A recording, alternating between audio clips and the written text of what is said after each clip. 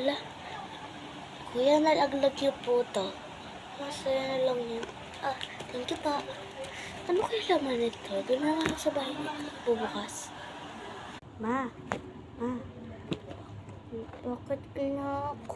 Nakita ko ito sa, sa baba. Tapos yung lalaki biglang wala. Baka ganun lang yan. Sige, punta na po ako sa kwarto.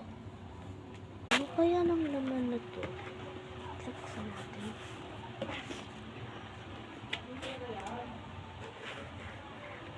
Wow! Shopee!